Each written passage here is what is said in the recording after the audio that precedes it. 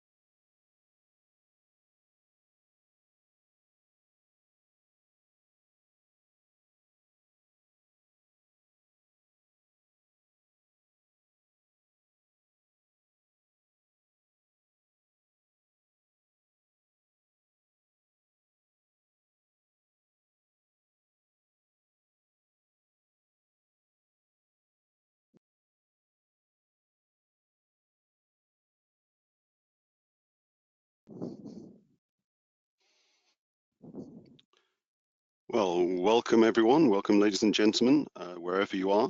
Welcome to this IRENA Insights webinar, this time focused on transforming transport with renewables-based solutions.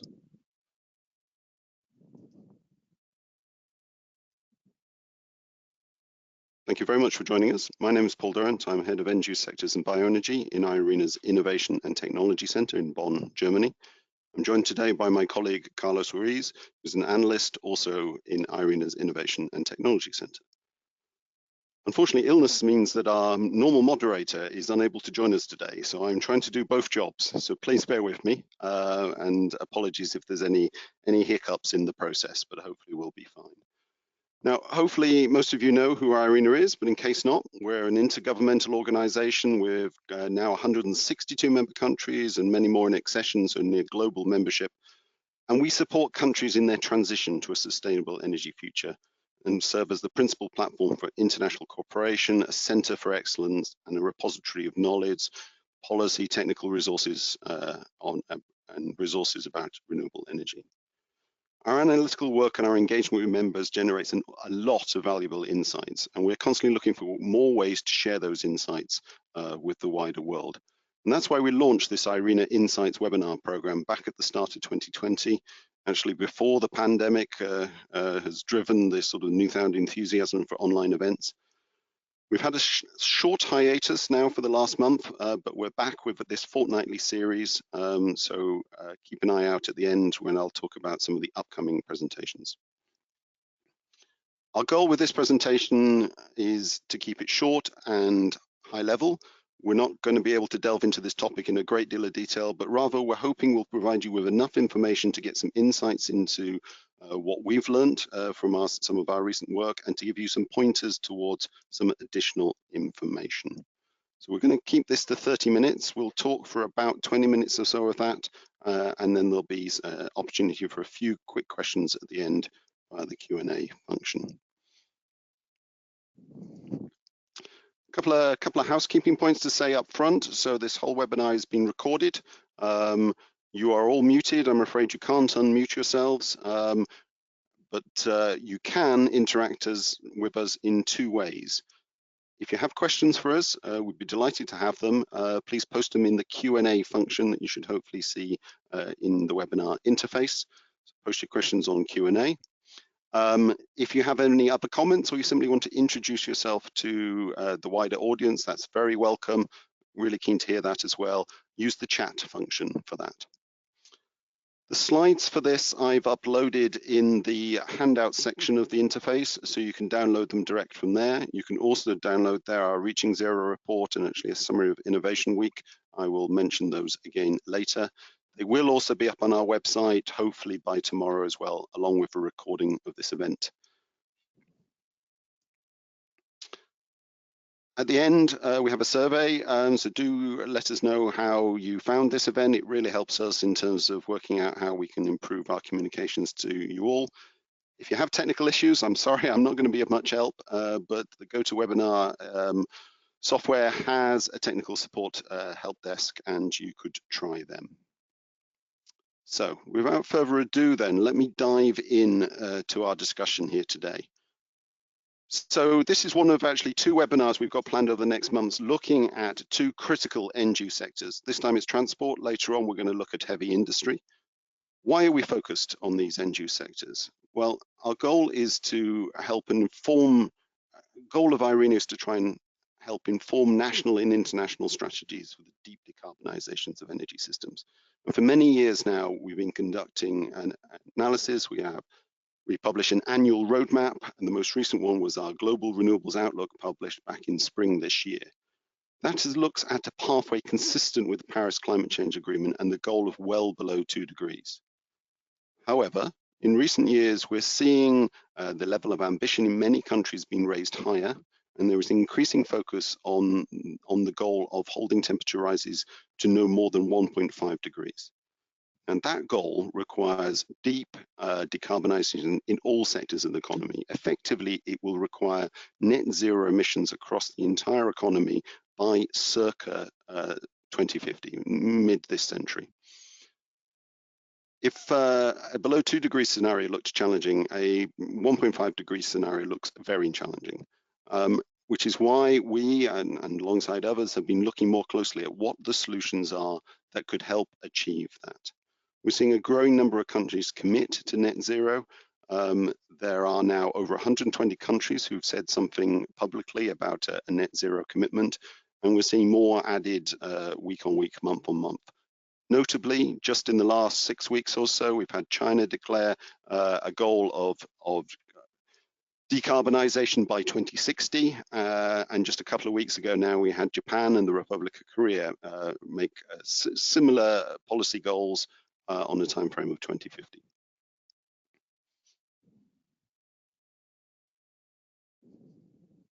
Now, with all that intention, the discussion around how you deeply decarbonize key sectors is growing. However, we're still really at the early stage of this journey, and there are a lot of things we do not know.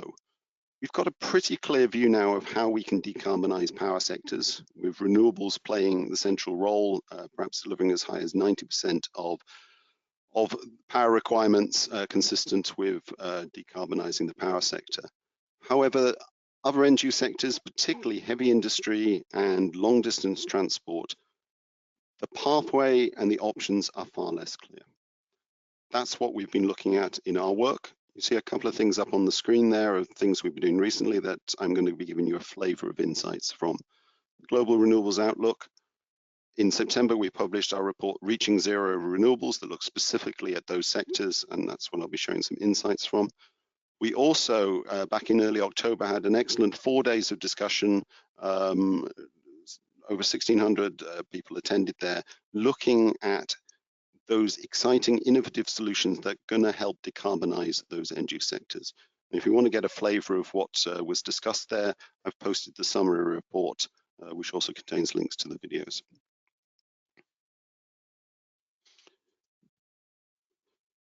What you see on the screen here is a summary of the decarbonisation pathways in our Global Renewables Outlook. The lower line is our assessment of what the key components are that would contribute to reaching zero emissions on a time frame of around 2050, 2060. Key thing I want to emphasize as part of that is that renewables plays a major role in that pathway. Over 54% of the emission reductions that we need can come from renewables directly. We see that energy efficiency and behavioral change to reduce energy demand play another significant role.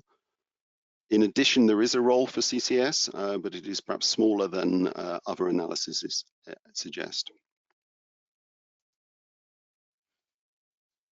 So why industry and transport? Well, let's set aside industry for now. Let's just focus on transport. As I said earlier, for some of these sectors, we have a reasonable understanding, but for industry and transport, we still have a long way to go yet before we have a clear view on what the right mix of solutions will be to fully decarbonize them. We have some of the building blocks, we have some of the insights into what the key components will be, but the optimum mix is something that requires further understanding. As you see on the screen here, transport represents a significant share of emissions under current energy policies by 2050. There are 4 industry sectors and 3 transport sectors that we focused on that will make up 38% of energy and process emissions and 43% of final energy use by 2050, unless further major policy changes are pursued. And progress in those sectors has been limited to date. We've seen some improvements, but in particular, the share of renewables is very low across all of those sectors. However, 2 things have changed in recent years that give us some pause for optimism, some cause for optimism. We're seeing a strong and widening societal recognition of the importance of decarbonizing all sectors, these included. And crucially, we've seen a phenomenal drop in the cost of renewables over the last decade, and we see further significant potential for further cost reductions. That opens up options that previously would have been dismissed. We see 5 building blocks for reaching zero emissions across those sectors. You see them up on the screen here. Renewables, as I said earlier, can account for 54% of the economic emission abatement potential. Efficiency of circular economy, another 31%. There is a role for CCS, primarily in the industrial sectors. In transport, it will be limited and probably limited to the production of some blue hydrogen. More on that later. So now let me turn to Carlos, who's going to talk you through some of the transport sectors we've talked about, and then it'll be back to me later. Carlos. Thank you, Paul. I hope everyone can hear me. As we all know, transport is a very important service to the world's economy, and it is basically an enabler of life as we know it. It facilitates movement of people and goods across the globe. And of course, this comes at a cost. It is also a major source of emissions, mainly because of its heavy reliance on fossil fuels. So more than 90% of the energy used in the transport sector comes from fossil fuels. Transport as a whole is responsible for about 1/3 of the world's final energy consumption, and it's also responsible for nearly 1/4 of all CO2 emissions. So it's quite a big polluter. The problem doesn't stop there. So the demand for transport is expected to rise in the coming years, and so the need to decarbonize transport is quite urgent, and the need to find ways to reduce and eliminate the emissions is quite urgent. Electrification seems like one of the main pathways to decarbonize some transport modes. It seems like a feasible solution, and some transport modes are already adopting it, like rail transport or light-duty road transport. However, this path is not entirely clear for shipping, aviation, and road freight transport. These 3 sectors alone, as you can see on the pie chart on the left, are responsible for about 11% of global CO2 emissions, where they were in 2017.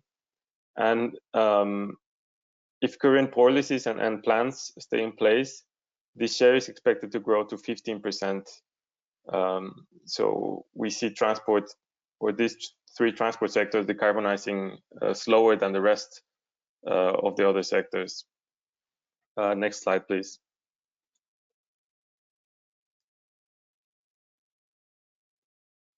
In terms of road freight transport accounted for around 30% of all transport-related emissions, which is equivalent to around 6% of global CO2 emissions in 2017. By 2050, the emissions in transport are expected to grow to around 2.3 gigatons of CO2 per year. And in order to completely decarbonize it, we basically see 3 options, on top of course, a reduction in demand and improvement in efficiency. So 3 solutions that rely directly on renewable energy. The first one is the use of battery electric vehicles.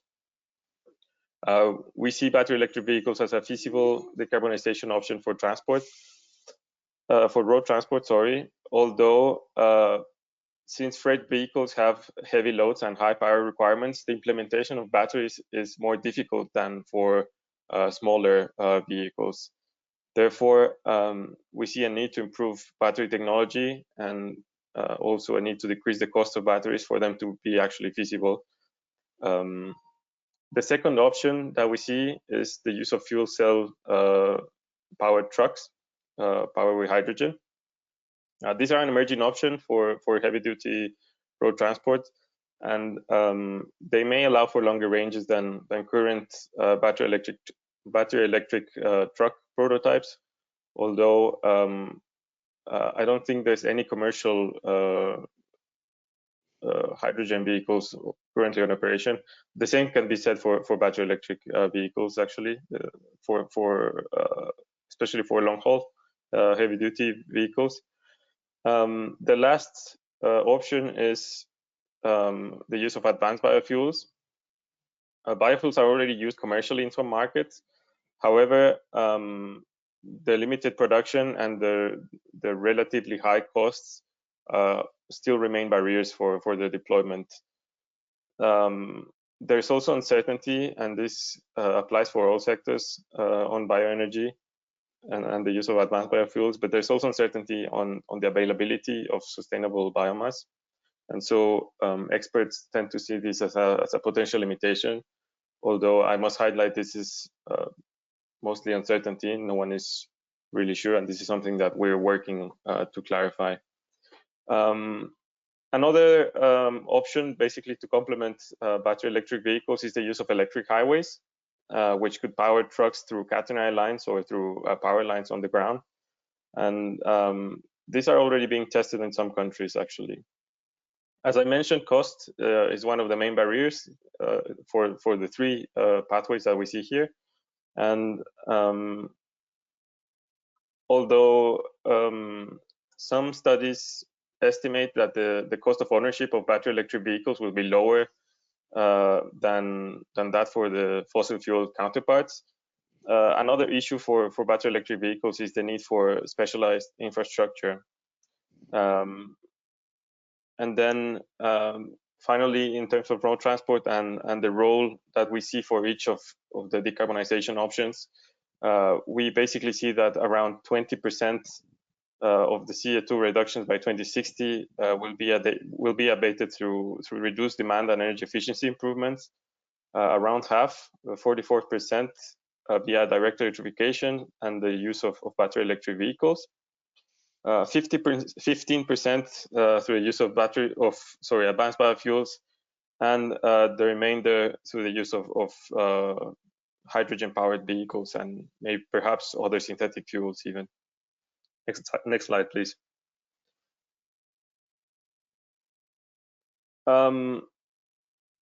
Weight and distance are some of the limiting factors for the decarbonization of road freight transport with batteries. As mentioned, heavy loads and high power requirements are what make the implementations of batteries more difficult than with smaller vehicles. However, in terms of road freight transport, we do need to differentiate between light duty and short haul transport and heavy duty long haul freight transport.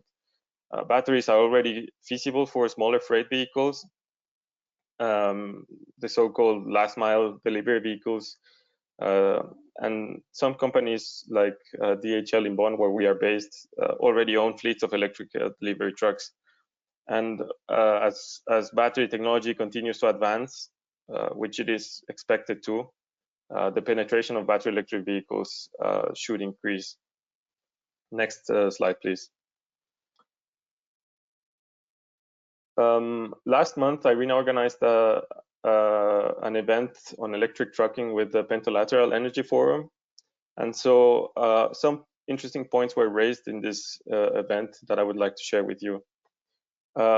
First of all, it seems like companies are hesitant to invest on a specific technology until they are confident that that will be the clear winner and the cheaper, most efficient technology. The issue of charging infrastructure was also raised, and the key takeaway was that depot charging is expected to dominate, and this would also open up the opportunity for smart charging. And then the last point, and perhaps a very important one, is that battery electric vehicles are twice as efficient as fuel cell electric vehicles. So when faced with a choice of battery electric versus fuel cell, and especially with batteries improving, battery electric vehicles do have an advantage in terms of energy consumption, and this might ease the load on the power systems of the future and the requirement for electricity. And finally, in terms of policy measures, as you can see, there are some of the policy measures that are suggested are the establishment of zero emission zones for delivery vehicles, requirements for new zero emission truck sales, incentives to help with the upfront costs, investments in infrastructures to match the vehicle incentives, reduced or elimination of road tolls for electric trucks, and increasing the weight limits for roads for e-trucks to account for the extra weight that the batteries provide. Next slide, please.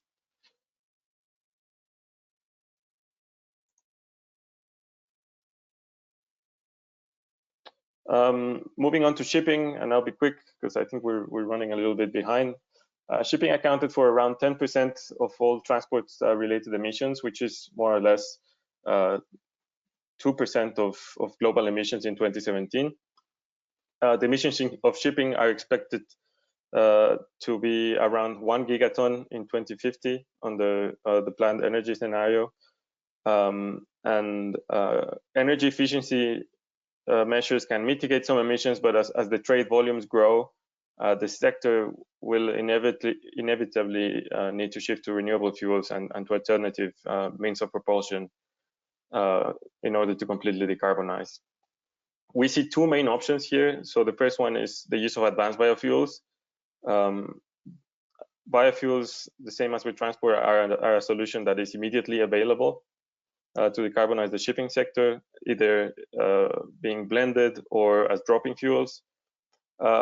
However, as I mentioned, the potential is limited currently by the uncertainties in the industry regarding their availability and their sustainability. The second option is the use of hydrogen and other e-fuels produced with renewable power, of course. We think they could play an important role. However, their adoption would require substantial adaptations to the existing onboard and onshore infrastructure, and therefore there is an increased cost to the solution. Ammonia and methanol are looking like particularly promising solutions, green ammonia and green methanol, of course. And we recently had a panel on this in the Innovation Week, and experts seem to agree that ammonia is actually looking particularly promising, as it is a molecule that does not contain carbon, and therefore it's better in terms of carbon emissions when it's combusted. And also it's much easier to store than hydrogen, as it is more energy dense on a volume basis. And it's also a widely traded commodity. So although there are concerns about it being toxic, there is confidence that this is an issue that can be managed. And the technology to use ammonia on ships is already in development. There is another option, which is the electrification of ships with batteries or fuel cells. And we don't really see this as an option for long distance shipping. However, electrification could play an important role for short distance shipping, like ferries and coastal and river shipping. In terms of the decarbonization of shipping, we estimate that around 40% of the emission reductions will come from reduced demand and improved energy efficiency. Around 1% from electrification, 10% from the use of biomass, and about half of the emission reductions will have to come from the use of synthetic fuels.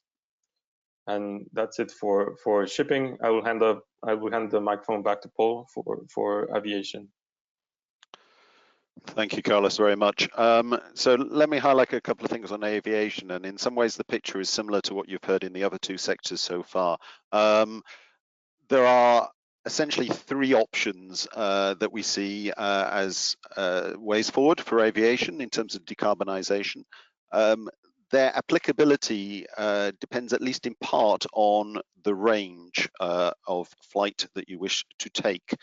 So there is a role for electric-powered aircraft, battery-powered aircraft, but the expectation is that it will be for shorter range and smaller passenger or freight-carrying flights. So for small planes and short range, there is certainly a role for battery-powered. For long-range flights and for those carrying several hundred passengers, the choice is twofold. It's biofuels or e-fuels. And at the moment, it's biofuels that dominate in that space. We have a detailed technical brief coming out in about 6 weeks' time now, just after Christmas. We'll publish it on biojet fuel and looking at the options and availability. So biojet fuel is in use right now in the aviation context, but it is tiny, well below 1%, 0.001%, I believe, of total jet fuel use right now. It is a viable option, but most biojet fuel is currently produced from waste oil sources, things like used cooking oil. There is scope for further increase in production of such biojet, particularly because it's actually produced as part of the same process that produces biodiesel, which is often used for road transportation. If some of that production capacity currently devoted to routed towards road transportation was diverted into biojet, we could significantly increase the availability. However, that is only going to take us a little bit towards the volumes that we need. In order to transition to high shares of biojet fuel, we are going to need to develop, we are going to need to utilize other feedstocks other than waste oils. And to do so, we're going to need to mature technologies that can convert those feedstocks into suitable biojet. And those technologies at the moment are not yet proven or certified, and the costs of both the feedstock supply and the conversion processes are currently significantly higher. So there is a substantial job to do in terms of maturing those technologies and reducing costs, but it is a necessary one if we are to see deep reductions in aviation. Now, obviously, this is an industry that has suffered particularly hard under the COVID-19 pandemic. We have been talking to experts around the world about where they see aviation going after the pandemic. I have to say the jury is out. The prevailing view seems to be that there will be an impact, obviously, in the short term, but that the industry will head back towards the trajectory that it was on prior to the pandemic afterwards. A lot of factors could influence that, but that is the prevailing assumption right now. However that plays out, aviation will remain a very significant contributor to emissions, and even more so as we head towards 2050. So exploring these routes, in particularly cost reduction for biojet fuel, and potentially bringing on some synthetic fuel options if we can produce them at necessary cost. So I've shown up on the screen there some of the challenges around cost and feedstocks. I've already made that point already. So we've gone a bit over time. That's the downside of not having a moderator to keep us on track. So my apologies for that. Two things I'll just highlight to you very briefly at the end before we take just a couple of questions. The first is that our report goes into some detail on what are the actions that are needed in order to develop these options that we've outlined briefly here today and to accelerate their cost reduction and their uptake. A number of things, essentially 5 pillars for that. We need to be better at developing and co-developing between government and industries clear strategies and clear roadmaps. Having a common view on what needs to be achieved and the pathway to do so will help all parties in this process. There are a number of key enabling conditions where work needs to begin now ahead of the scale up in order to allow that to happen, particularly some enabling infrastructure for supply of key fuels and indeed electricity, but also a number of things such as standards and trading arrangements. The business models need work. Particularly key in this early phase will be to foster early demand for green products or green travel. As I said earlier, we still have some gaps in our capability and significant need for further cost reduction, so RD&D will remain important. But then lastly, very much key is this international cooperation. A number of countries are beginning to look at this in earnest, but we're not seeing the level of international cooperation necessary to make the progress. There are some encouraging initiatives that have begun in just in the last year or so, but we're in the early phase of this. This sort of travel is clearly cross-border, so the solutions need to be cross-border too. So that was something of a canter through. I'm hoping we're giving you a flavor of what you can find in the reports that I've linked to already. Now we're essentially at the end of our half an hour, but I think we can take another few minutes just to take a look at some of the questions that we coming in. Because we don't have a moderator, I'm reading these live, but perhaps I can turn to Carlos and see if there's anything that caught his eye that he can answer. Yeah, thanks, Paul. Well, the first question I noticed was someone's asking about the COVID crisis, and basically, will the COVID crisis and the government deficit set the decarbonizing plans back by a decade or so? As Paul mentioned, the jury is still out on what will happen after the COVID crisis. However, the COVID crisis does sort of present an opportunity for decarbonization. IRENA recently launched a report called the Post-COVID Recovery, and some of the things that are mentioned in this report are that the fact that there's this COVID recovery packages and measures could be an opportunity to drive a long-lasting shift in the energy mix. By mixing this short-term recovery with the longer-term strategies, we could actually accelerate the decarbonization and not slow it down. And also, it would not only be good for decarbonization and renewables, but it would also, of course, bring more economic growth, jobs, green investment, etc. Thanks, Carlos. I very much agree with that. I mean, renewables has been remarkably resilient to the challenges of 2020, unlike other sectors. But clearly, it makes it harder, and in some of the sectors we're talking about here, particularly aviation, it's had a very significant impact in the short term. We'll need to see what happens in the longer term, but it doesn't take the challenges away of reducing that. Talking about aviation, one of the questions I spotted here, and I somewhat jumped over it, was the role of hydrogen in aviation. It's an interesting one because hydrogen is relatively high volume for its energy supply, and therefore not super suitable for aviation. However, Airbus are investing, or in the process of developing, a number of prototype designs, and they hope to have them in commercial operation on a sort of time frame of 2035. Those are typically, all those designs are sort of mid-range aircraft, so that seems to be what they're targeting. Hydrogen potentially for mid-range aircraft, and perhaps long range we need alternative solutions which are higher energy density. Just scanning here for one more question perhaps we can take, and then I think we better draw a line. Actually, I'll do two. Somebody said we didn't mention biomethane. Yeah, we didn't mention it by name, but in the context of road freight, but yes, it's included within the biofuels options that we outlined, and we definitely see a role for that there.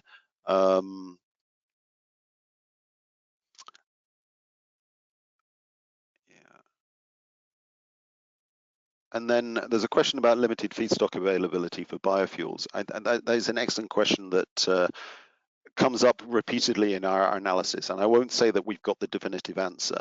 Our assessment is that there is, if one's careful and if one has strong sustainability managing processes, sufficient biomass feedstocks available to address the energy needs that we identify in our scenarios, the role of biomass in those energy scenarios. However, there will be choices that need to be made, and the aviation one, for example, is a good one. That quite a lot of the low-cost biodiesel production that is happening now is detracting from its use in aviation, and perhaps there's an example of where the balance needs to be shifted. We have other solutions for road transport, we have less solutions for aviation, and there should be a shift there. There are a number of examples like that we're trying to pull out in our analysis, and watch this space for our upcoming reports on that. So my apologies, this is a big and involved topic, and it'd be lovely to have more time on it. There are other opportunities, as I say. Do please take a look at the reports. If you have further questions, then you can get back to us as well. We have a number of reports upcoming in the next, indeed in the next few weeks, that you see up on the screen there. And then looking ahead to 2021, we're going to be delving into these topics in more detail. So watch out for those. If you have questions or comments, do please get in touch. And if you found this interesting, then we have a couple of, we have more short webinars coming up over the next couple of months. You see them up on the screen there. In 2 weeks' time, well, less than 2 weeks' time now, we'll be talking about jobs. And then after that, that LTS stands for long-term energy scenarios, which is a collaborative piece of work that we're engaged in with about 15 different countries, looking at how to improve long-term energy scenarios and some valuable insights from that. And then lastly, we have a report coming out on cost reduction of electrolyzers, absolutely crucial to the future affordability of green hydrogen. If you want to know more about that, then do join us on December the 8th. Thank you very much for your time and attention. We hope to see you again at some future event.